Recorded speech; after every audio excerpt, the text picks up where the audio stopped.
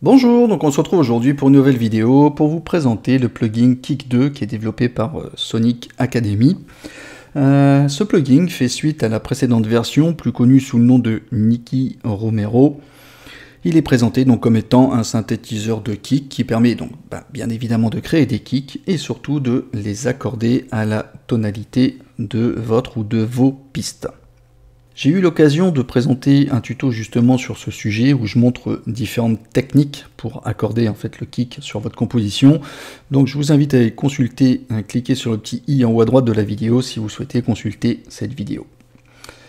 Alors c'est vrai que dans les courants musicaux actuels, on a tendance à vouloir que les sons sonnent forts, aussi bien dans les basses que dans les leads, les kicks, les snares. On superpose volontiers, voire même à outrance, parfois les couches de son pour apporter du punch, de la saturation, de la couleur, de la consistance. Et bien justement, en fait, ce plugin fait office de tout en un.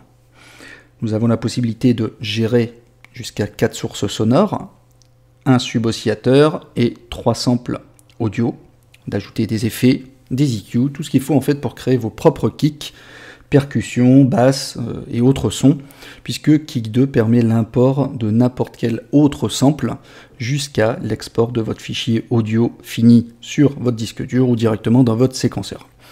Le plugin supporte le format VST Audio Unit et AAX et il est vendu à ce jour donc au prix de, on va dire, 59 € en arrondi.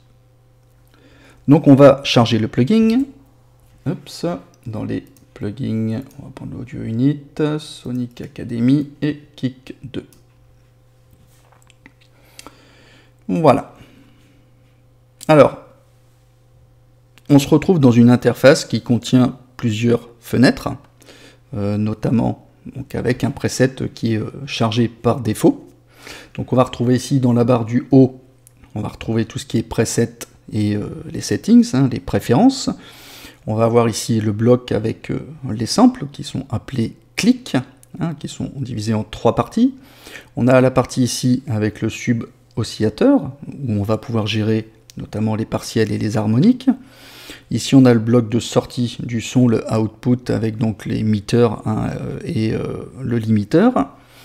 On a ici une section drive qui est directement héritée de la version 1. On a un compresseur avec un render, donc le compresseur qui va jouer son rôle de compression, et des paramètres ici dans render, dans les paramètres d'export du fichier audio final. On a une section de distorsion avec 3 choix de couleurs sonores. On a un bloc d'EQ que l'on peut éditer avec des onglets plus ou moins différents comme ceci. On y reviendra après. Et ici donc la fenêtre d'affichage principale où on va donc afficher les courbes et les échantillons sonores en fonction des onglets qui seront bien évidemment sélectionnés. Alors au niveau des presets, alors peut-être avant je vais créer un clip, ça ira mieux. On va créer un kick plus ou moins long et je vais le mettre sur des notes différentes, vous comprendrez pourquoi après.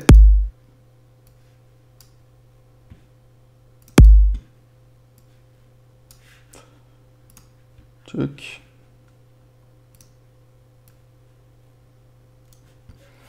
On va afficher notre module.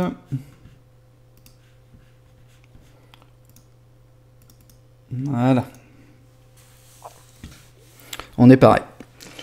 Alors, ici, comme tout plugin qui s'impose, on a bien évidemment des configurations de kick qui sont prédéfinies, qui sont ici classées par famille, par catégorie. Voilà, et on affiche le contenu suivant le preset en fait suivant la catégorie qui est sélectionnée.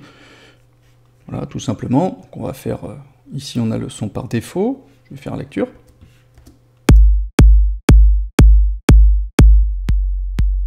On peut les faire défiler comme ceci.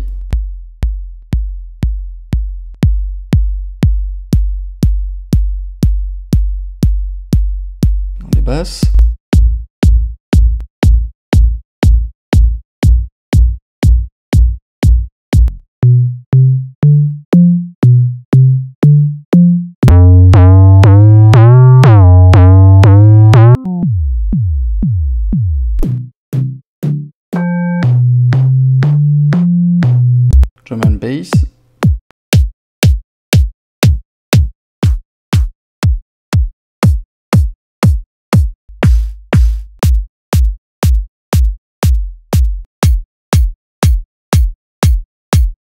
House.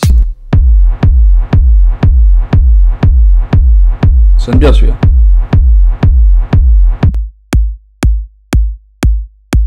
House.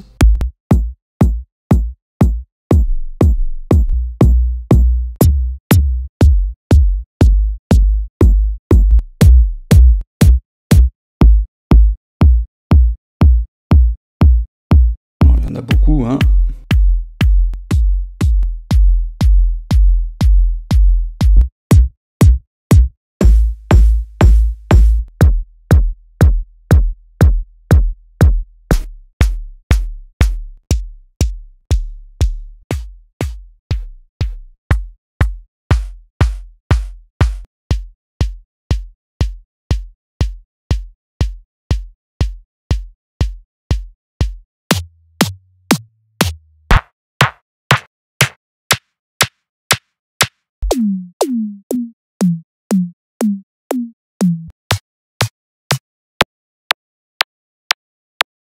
Pop.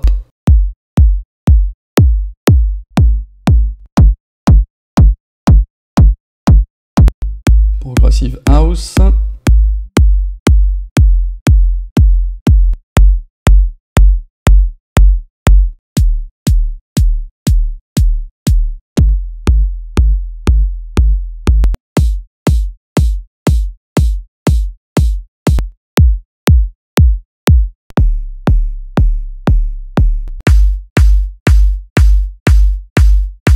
Psytrance.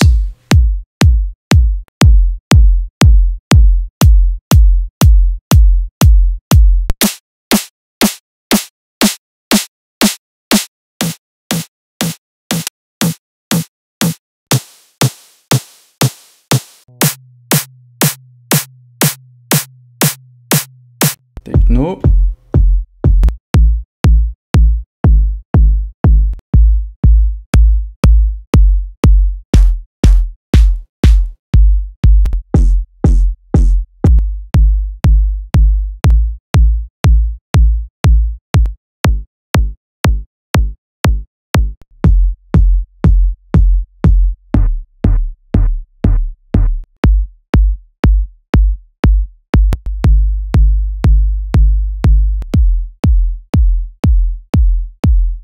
Tom.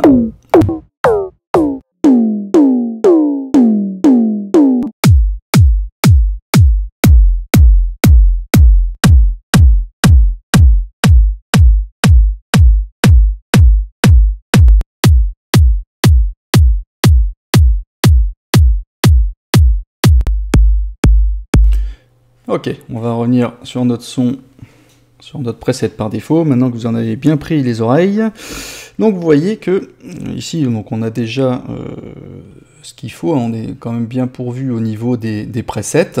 Alors donc comme je le disais, vous avez trois banques. Il y a la Factory, donc qui est la banque par défaut, hein, la banque de son par défaut, contenant donc, également les meilleurs presets hein, de la version du plugin de la version 1 du plugin de Nicky Romero.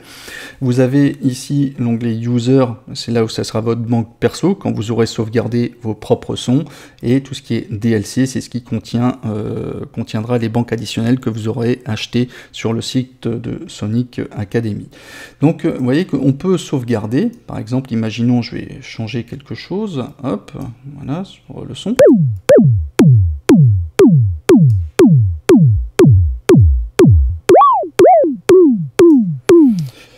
Alors ici, je vais sauvegarder sous, par exemple, un autre nom. Je vais l'appeler DRJ dans la User Preset. Ok, je vais l'appeler DRJ Test. Tout simplement, et je fais sauvegarde. Si bien que normalement, vous voyez, il y a la Factory, et je vais retrouver, enfin, dans la banque User, j'ai une catégorie User Preset avec mon patch. Ok. Alors après, je ne sais pas si je peux le renommer. Je vais ajouter une catégorie. Je vais l'appeler New. Save. Voilà. Et OK. OK, j'ai mon preset 2. Donc là, normalement, je devrais avoir, voilà, j'ai créé une nouvelle catégorie que j'ai appelée New, et je retrouve mon preset 2. OK. Voilà, parfait. Donc on va revenir à notre preset par défaut. Ok. Alors au niveau des settings, donc des préférences, on a plusieurs choses, notamment un skin. Donc on peut personnaliser l'apparence du plugin avec une image au format PSD, hein, ce qui est indiqué dans la doc, je ne l'ai pas expérimenté. Donc le format PSD, hein, c'est le format natif de Photoshop. Néanmoins, si vous n'avez pas Photoshop, vous pouvez utiliser GIMP, hein, G-I-M-P, qui permet également donc de créer des fichiers images au format PSD. Après ici, vous pouvez faire donc votre processing donc, en mono ou en stéréo, notamment en mettant mono, vous pourrez contribuer à faire consommer un peu moins votre CPU. Vous avez ici le limiteur. Alors lui, le limiteur, il va vous permettre entre autres de contrôler la zone d'écrêtage afin d'éviter d'aller dans la zone rouge et de prévenir d'une saturation sonore. On peut lui demander de fixer son relâchement, c'est-à-dire le release time, de façon plus ou moins rapide, afin qu'il ne soit pas figé constamment. Vous avez un look ahead, donc aller au-delà, ce qui va vous permettre en fait de laisser passer, ou bien au contraire de capturer les transients. Hein, les transients, hein, ce sont les parties des samples là où il y a le plus d'énergie. Donc si vous êtes en height, le limiteur en fait capturera un maximum de transients. Vous êtes après en medium ou en on. Ok. Après, vous avez les courbes, l'algorithme en fait des courbes, soit en nouveau, soit en legacy. Hein, en gros, ça va vous permettre de sélectionner soit les nouveaux algorithmes de courbes, notamment sur les courbes de Bézier dans la version 2, ou alors de garder les anciens en legacy pour une meilleure compatibilité avec la version 1. Et après, vous avez un clear cache ici qui vous permet de supprimer de la mémoire tampon tout ce qui est prêt à être exporté. On y reviendra tout à l'heure. Alors, donc on reclique ici hein, sur Settings où on fait Close pour revenir à l'affichage principal. Alors comment ça fonctionne? On peut voir que, que notre son par défaut a une forme d'onde ici dans l'affichage qui est accompagnée d'une courbe délimitée avec des points. Sur chaque point, on peut identifier une valeur de fréquence sur laquelle on a une correspondance avec une note, hein, puisque à chaque note correspond une fréquence, et vice-versa, chaque fréquence correspond à une note, hein, elles sont indissociables. Donc cette forme d'onde ici correspond à notre suboscillateur, et on peut, si on souhaite, charger une courbe en dessinant ou en dessinant d'autres points, ou en sélectionnant une autre courbe dans les presets, ici, hein, dans les curves presets. Vous voyez, on a tous des courbes qu'on peut choisir par défaut. Préfabriqué, si je puis dire. On peut faire ici un reset hop pour initialiser la courbe. Vous pouvez, encore une fois, c'est pareil, la modifier. On peut dessiner d'autres points avec un double clic souris, ou on reclique dessus pour le supprimer. Donc, je vais revenir ici au preset par défaut.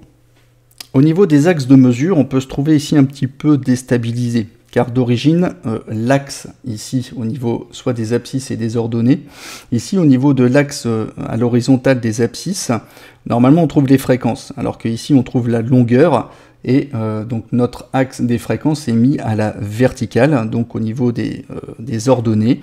On va avoir en fait ici le pitch, c'est-à-dire on va pouvoir gérer la hauteur du pitch de l'oscillateur entre donc 20, on dit 20, enfin c'est plutôt à 50, de 50 Hz jusqu'à 20 kHz de mémoire. Ici, vous voyez, voilà, on a 20 kHz.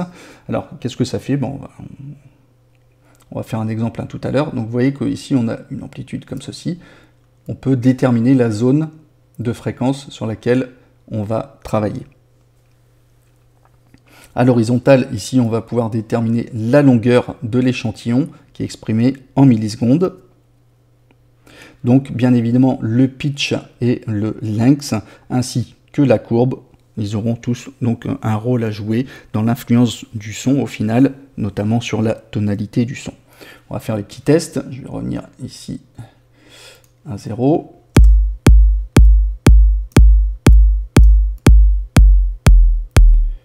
Vous voyez, ici, on est quand même dans les fréquences beaucoup plus basses.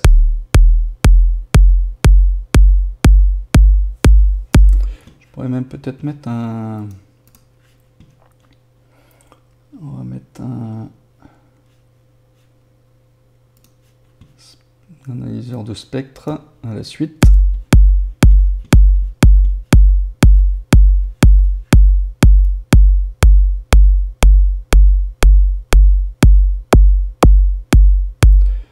Là, au niveau de l'attaque, vous voyez, c'est plus dur.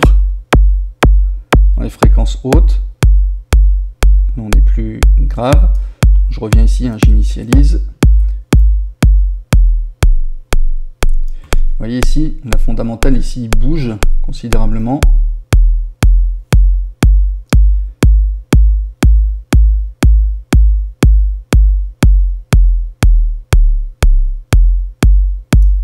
Ok, hop, je reviens à celui par défaut. On va jouer sur la longueur. Là, on sent bien le sub-oscillateur qui traîne. Et plus on va le réduire, plus on va avoir un son sec.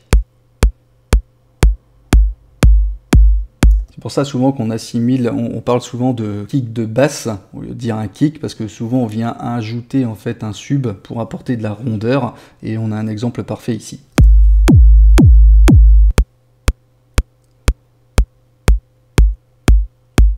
Vous voyez, on a vraiment de la consistance. Et plus on va aller dans des longueurs de notes, voilà, plus on va arriver vers un son en bassline, et ici, de plus en plus sec. On remet par défaut. Donc on peut jouer là sur la hauteur directement.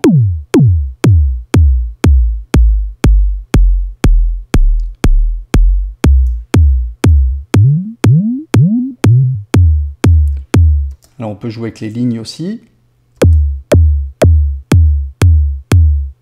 Vous pouvez appuyer sur Alt et clic pour la remettre droite.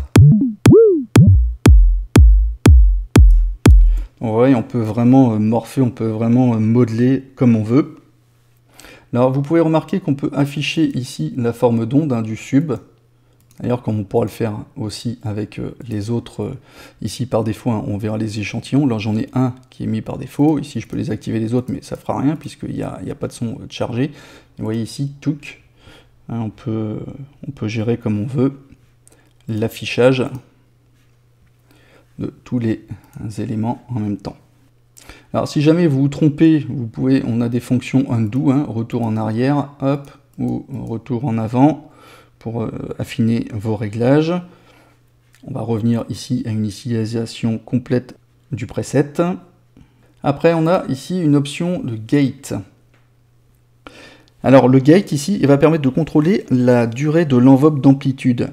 Quand elle est sur on, c'est-à-dire que l'évolution de l'enveloppe se fera en fonction de la note MIDI maintenue lorsqu'elle est jouée, hein, avec votre clavier. Si elle est sur off, c'est-à-dire désactivée, la lecture de l'enveloppe sera lue intégralement, quoi qu'il arrive, sans tenir compte en fait d'une note MIDI jouée. Elle sera lue comme un one-shot, si je puis dire. Hein. Okay. Vous avez Snap. Snap, lui, va vous permettre, quand il est sur on, c'est-à-dire un snap pour caler, quand il est sur on, on va pouvoir ici, au niveau faire des sauts, au niveau des points, ils se feront par demi-ton. S'il est sur off, c'est-à-dire s'il est désactivé, on pourra se promener et s'affranchir de ce décalage par demi-ton, c'est-à-dire on pourra mettre vraiment les valeurs de pitch comme on le souhaite. Ok. Donc, si on met Snap, ça va se déplacer par demi-ton. Après, vous avez TAS, là, ça affiche en fait tout simplement les valeurs sur la courbe. Alors, par défaut, donc je reviens à initialiser, par défaut, donc on est sur l'enveloppe de pitch, hein, ici, c'est-à-dire sur la hauteur, donc l'enveloppe de pitch du sub-oscillateur. On a trois autres onglets de clic et un au niveau du amp. Alors le amp ici, bah, ça va contrôler l'enveloppe d'amplitude du sub-oscillateur, donc je vous invite à consulter mon tuto, hein, que j'ai pu faire sur les enveloppes si vous ne savez pas ce que c'est. Vous cliquez sur le petit i en haut à droite de la vidéo, vous aurez accès donc au tuto sur les enveloppes. Après vous avez donc ici, donc pareil, on peut bouger les valeurs, les courbes, et de la même manière avec Alt et clic pour revenir sur des réglages en ligne droite. Toc. Clic, ok, je réinitialise, et après on a donc le clic de 1 à 3, qui correspondent ici aux échantillons sur la droite, qui va permettre donc de contrôler l'enveloppe d'amplitude des 3 samples, si effectivement à compter qu'ils soient chargés. Alors justement, comment on peut charger un sample? Alors déjà, quel sample on peut mettre? C'est au niveau des formats acceptés, c'est le Wave et AIF. On clique sur clic, si je puis dire, pour ouvrir la fenêtre qui est associée. On a encore une factory avec des users, du DLC et les récemment utilisés. Donc voilà, on peut aller charger, donc par défaut il y a celui-ci, on peut aller charger un autre, hein, comme on veut. L'écouter, celui-là il est bien gras. Et un truc qui est super intéressant, c'est qu'on va pouvoir faire un glisser-déposer d'un sample issu par exemple de notre séquenceur directement dans la zone de réception des clics. Ici, on va aller dans les samples, je vais taper kick par exemple pour que ce soit plus rapide. Voilà, on va prendre celui-ci, je le prends, et vous voyez que ici, on me propose de faire un drop, de les déposer où je veux. Hop, je fais ça, et les déposer directement dedans. Donc ça, je trouve ça assez excellent, et encore mieux, si vous voyez que ici on peut faire défiler les presets, vous voyez, moi j'ai chargé le kick 7, et kick 2 va comprendre que si je fais défiler ici avec les flèches précédent, enfin échantillon précédent au suivant, et ben il va aller me chercher le vinyle 1, là, kick 45 vinyle 1, vous voyez, touc. Voilà, 45 vinyle 1. Après, je vais aller en vinyle 2. Voilà. Donc, il reconnaît en fait la suite de l'arborescence du routing de mes échantillons audio. Ça, je trouve ça assez excellent. Bon, bah, pendant que j'y suis, je vais vous parler de la zone des clics. Alors, vous avez un bouton de pitch qui, ici, va vous permettre d'ajuster la hauteur du son.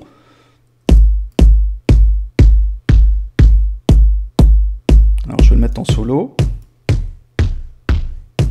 Vous pouvez faire un double clic pour réinitialiser le paramètre. Vous avez ici length qui va vous permettre donc de déterminer la longueur de l'échantillon. Start, à quel endroit vous allez le commencer.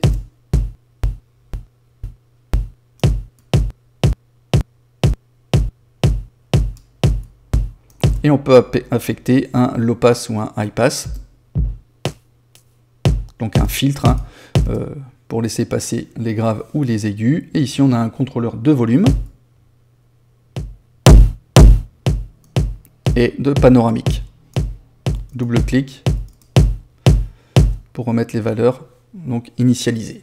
Dans la partie supérieure, on a plusieurs petites icônes, ça c'est assez intéressant, notamment avec le petit clavier. Ce qui ici justement on va obliger, c'est ce que je vous ai montré, c'est pour ça que j'ai créé ça tout à l'heure, on peut dire au sample de suivre la hauteur des notes MIDI jouées. S'il est désactivé, comme ceci, chaque note MIDI va être jouée à la même hauteur. Sur le principe d'un kick, voilà, on aura toujours la même hauteur. Si on l'active, ici le petit clavier, eh ben, on va respecter la hauteur des notes MIDI. Alors, regardez, écoutez la différence. Là, il est désactivé, ils jouent tous à la même hauteur.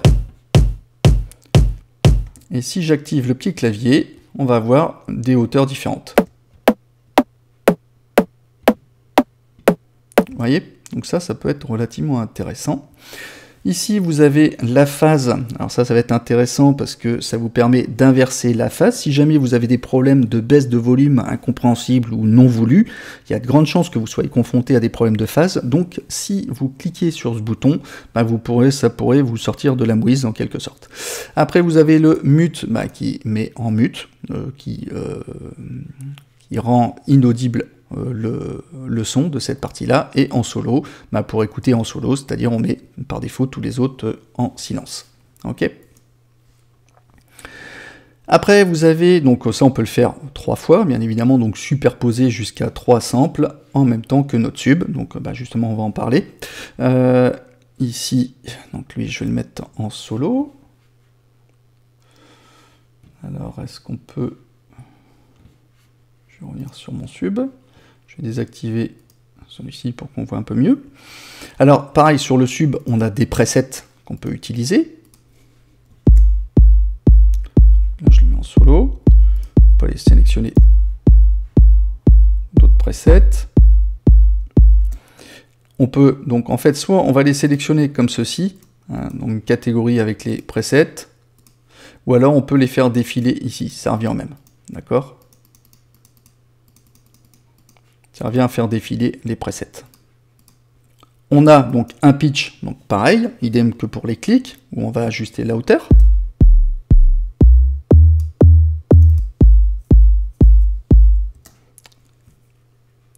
Et vous voyez d'ailleurs que quand je bouge le pitch, automatiquement le rapport des fréquences, des notes fréquences change, puisque effectivement je me déplace dans le spectre. Ok ? Au niveau des harmoniques, alors deux choses, il y a le bouton harmonique ici, et on a les faders graphiques qui gèrent les volumes des partiels. Alors je vais faire un petit rappel pour ceux qui ne savent pas trop comment ça fonctionne au niveau des harmoniques et des partiels. Au niveau des sonorités des instruments, vous avez en fait dans un champ de fréquence qui est déterminé une fréquence fondamentale. En général, donc c'est celle qui est la plus haute, c'est-à-dire qui est en première position dans le spectre, et éventuellement des harmoniques, c'est-à-dire d'autres fréquences qui sont multiples de cette fréquence fondamentale, qui vont préciser, nuancer le son, ce qui fait que vous allez reconnaître un son d'instrument par rapport à un autre. Donc ces fréquences multiples de la fondamentale s'appellent des harmoniques. Quand on a des harmoniques qui ne sont pas multiples de cette fréquence fondamentale, on les appelle, qui ne sont pas en fait des multiples entiers de la fondamentale, hein, pour les aficionados, on parle d'harmoniques inharmoniques, ou plus simplement de partiels. C'est-à-dire, on va retrouver en général des partiels dans les instruments où on va retrouver des impacts, notamment comme des instruments percussifs, comme les kicks, hein, dans notre cas, où on n'a pas une hauteur qui est figée en fait, hein, dans le son. Bon, je ne vais pas trop complexifier la chose, mais voilà, la différence, la nuance entre les harmoniques et les partiels. Donc on peut augmenter ou diminuer jusqu'à 8 partiels disponibles. Suivant, on va le faire avec le son.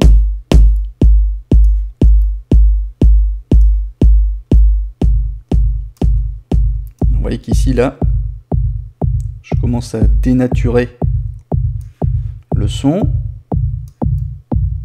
Enfin, vous pouvez vraiment faire en fait comme vous voulez. Hop, je vais revenir à un réglage par défaut. Donc bien évidemment, si vous mettez harmonique à 0, il n'y a pas d'harmonique. C'est que quand vous montez le bouton que vous générez des harmoniques. Donc on a également les mêmes fonctions, hein, sur le clavier. Avec la phase, mute et solo. Sur la partie droite, vous avez un limiteur qu'on peut activer ou désactiver, gérer donc le volume en sortie, le volume global, hein, c'est-à-dire de l'ensemble du sub et des 3 échantillons. On a la possibilité de régler la vélocité, donc c'est-à-dire donc de fixer l'intensité du volume, hein, des notes MIDI. On a ici un portamento, donc avec un slide qu'on active en appuyant sur le bouton là et en bougeant le paramètre pour permettre un glissement, un chevauchement des notes, hein, à des dosages plus ou moins importants. À 0, donc on n'a pas de portamento. Après ici, on a un compresseur qu'on peut activer ou désactiver. Donc en fait, hein, on retrouve les paramètres habituels avec le seuil, le threshold, le ratio, l'attaque, le release, le make-up, pour compenser le gain suite à la diminution du signal en sortie. Je vous invite à aller consulter pareil mon tuto sur le compresseur où j'explique de long en large en travers toutes les possibilités d'utilisation du compresseur. Vous cliquez sur le i en haut à droite de cette vidéo et vous saurez tout sur le compresseur.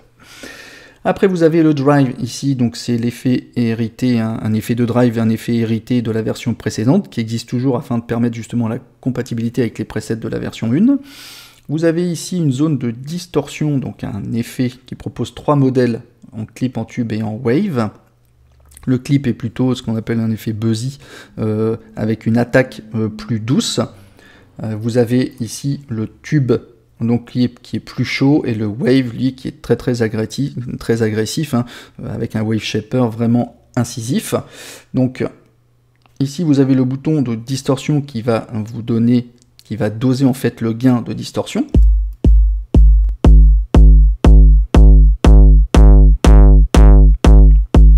On peut appliquer un low pass, un filtre passe bas, passe haut.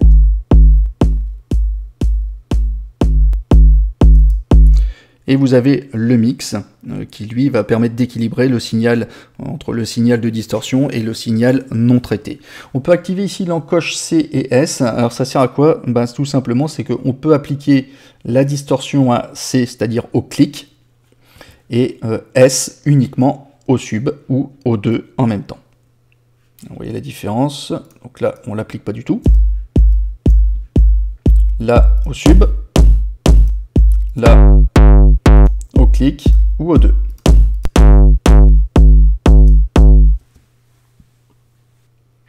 Sur la gauche, on a un module DQ avec un low, low mid, high mid et high qu'on peut donc activer ou désactiver comme ceci et qu'on peut éditer. Ça c'est assez intéressant, ça rappelle d'ailleurs un peu les Q de Logic Pro. Donc ici on active les bandes comme ceci, voilà, sur lesquelles on va pouvoir donc jouer sur la position de la fréquence, sur le gain, plus ou moins. Donc ici, avec deux filtres en plateau, hein, les shelves qu'on appelle, et ici, donc au milieu, en bell ou en notch. Hein, là, ici en bell, on est en cloche, et ici, on est en notch, c'est-à-dire en creux. Voilà, alors je crois qu'on peut bouger, donc on peut le bouger bien évidemment comme ceci aussi, et en appuyant sur Alt, ou commande... Ah non, c'est avec Shift. Avec Shift, hein, sur un point donné, on clique sur Shift et on fait bouger la souris pour jouer sur la largeur de bande. Vous voyez, donc rien de compliqué dans l'utilisation. Et enfin, on a le module, donc la section Render, qui va donc vous permettre de préparer l'export de tout ce que vous aurez réalisé. Alors on a des paramètres comme le key, c'est-à-dire la note. Alors ça c'est super important puisque c'est là où vous allez déterminer la note de référence de votre rendu, qui permettra notamment de respecter la hauteur des notes si vous jouez à des différentes hauteurs de notes avec votre clavier. C'est en quelque sorte une route key. Un exemple, si vous êtes en mode clavier, vous jouez sur votre clavier, vous indiquez le C1, c'est-à-dire le Do, et que vous souhaitez qu'il sonne en Ré, vous appuierez sur D1 sur votre clavier pour qu'il joue en Ré, tout simplement. Après, vous avez donc vélocité, on peut préciser la vélocité sur le rendu. Après, on a Generate, donc Generate, ça génère le rendu dans la mémoire cache. Il affiche d'ailleurs le visuel de la forme d'onde, cloc. Vous voyez, par rapport à tout ce qu'on vient de faire. Voilà, je fais Generate, donc il va prendre en compte tous les paramètres et me générer un pré-rendu en quelque sorte. Et Export, là, ça vous permet, quand vous cliquez dessus, directement d'aller exporter sur votre disque dur votre fichier audio. Il est possible également, et ça c'est super intéressant, de faire un drag and drop, c'est-à-dire de prendre votre fichier, vous voyez, vous le cliquez, et je le mets sur une piste audio, et voilà, le tour est joué. Alors voilà ce que je peux dire sur ce module tout en un, donc c'est pratique à l'utilisation, tout est concentré dans un seul et même module de la création jusqu'à l'export du fichier audio. Le drag and drop, je le trouve assez rapide dans les deux sens, à l'export et à l'import directement ici. Moi, je trouve ça quand même assez intuitif. Moi, j'ai bien aimé. Maintenant, si vous avez une certaine expérience dans la création sonore, au niveau des subs, au niveau des EQ, des effets, on peut tout à fait réaliser les mêmes choses depuis votre séquenceur, avec vos propres plugins, ceux avec lesquels vous préférez travailler. Donc effectivement, ici, il y a un effet marketing avec les utilisateurs, les designers plus ou moins connus, qui prêtent leur nom. Ça fait partie du jeu, on n'est pas dupe. Mais je trouve néanmoins que ce plugin tout en un peut vous faciliter la vie, si vous ne voulez pas vous prendre la tête pour gérer vos kicks, vos banques de kicks. Il n'y a pas que les kicks d'ailleurs, puisqu'on peut faire avec des snares, avec n'importe quelle autre source sonore. Mais pour le prix, je trouve ça honorable, c'est pas abusé. Je n'ai pas connu la version précédente, donc je vais pas rentrer dans la comparaison au niveau de la qualité, puisque comme j'ai pas testé la version précédente, mais en général les avis sont plutôt positif sur son utilisation. Donc j'espère que ce tuto vous aura plu, n'hésitez pas à mettre un like si vous avez aimé, partagez la vidéo, abonnez-vous si c'est pas le cas. Tiens d'ailleurs je fais une petite précision, un petit rappel au niveau des abonnements. En ce jour du 10 février 2017, il y a une polémique qui fait qu'en ce moment les abonnés de YouTube se retrouvent désabonnés. Donc pour savoir si vous êtes abonné, n'oubliez pas Donc quand vous cochez la section abonnement, n'oubliez pas de cocher aussi sur m'envoyer les notifications en cliquant sur la petite cloche. Ça vous permettra d'avoir les nouvelles notifications des chaînes sur lesquelles vous êtes abonné. Sur ce, je vous donne rendez-vous pour une prochaine vidéo et je vous dis ciao ciao.